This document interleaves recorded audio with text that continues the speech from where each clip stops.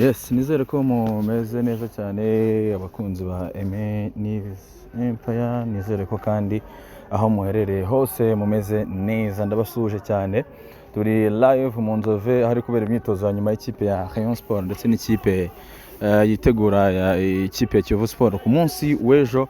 Match izaba ku masaha saa 12.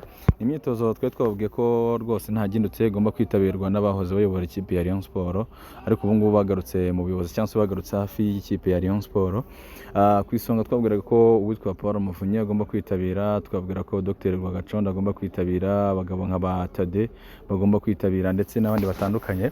Nk'uko mubibona mu mashusho rero ngira ngo nibyo rwose byamaze kuba birangira cyangwa se byamaze kuba biba nk'uko twe twabibatangarije.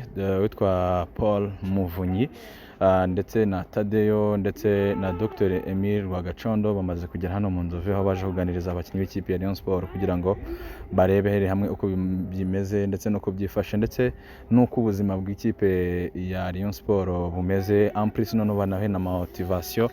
Ikibanze mbona kiri gukorwa nuko umunyamabanga w'ikipe ya Rayon Sport namenye Patrick ndetse nabo bafatanyije kuyobora ikipe ya Rayon Sport bari kubanza kuintroduza. Ndabona namenye Patrick ariwe uri kubwira abakinnyi agenda beintroduza aba bayobozi, hanyuma ariko kandi no mu buyobozi buheruka ndabona aba vice president bombi bahari, yaba Kayisire Jacques arahari, yaba Roger arahari nawe, hanyuma ariko kandi nkabona na Furaha Jean Marie Vianney nawe navuga ko uri hafi cyane ya komite ariyo na retired captain Wise Jean Fidel, hanyuma nkabona n'abandi bagiye batandukanye. Urabona ko ni uwa gatanu wari witeguwe, ni uwa gatanu abantu bari bafite yuko rwose bagomba kwerekana gahunda ndetse n'ubumwe bw'ikipe ya Rayon Sport, abantu batekereza ko bugomba kugerwaho cyangwa se bakora ibishoboka byose bavuga bati bugombe bugerweho abantu, ubwo bumwe duhora tuvuga cyangwa se twifuza byibuze abantu babone ko hari aho bigeze. Nibyo byakabaye byiza, byakabaye byiza wenda na Munyakazi Sadat bahari,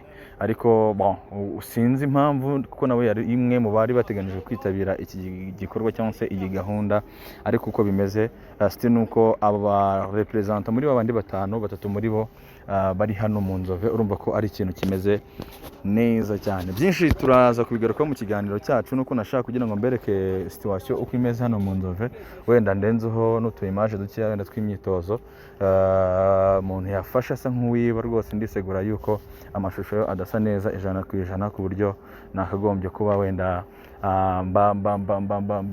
bereka image zisa neza. Image zisa neza turaza kuzibasangiza, ariko nagomba kubanza kubereka live biri kubera hano mu Nzove. Nitwa Nibiseme, iyi ni Aime News Empire, hanyuma kandi mukomeze mu Simbukire Esperanza niho turaza guhurira kugira ngo dusesengure, ariko kandi Fortbet niyo betting company tuba turi kumwe tugendana ubuzima bwose inshuro zose tuba turi kumwe gatanu ku kandi. Rero nkuko munabibona ngira ngo na Munyakazi Sadat murabona ko amaze kugera ahangaha mu Nzove, imyitozo ibera azanye n'itwa Martin Rutagambwa. Murabona ko ari imwe muri image nazo zisa neza cyane vraiment.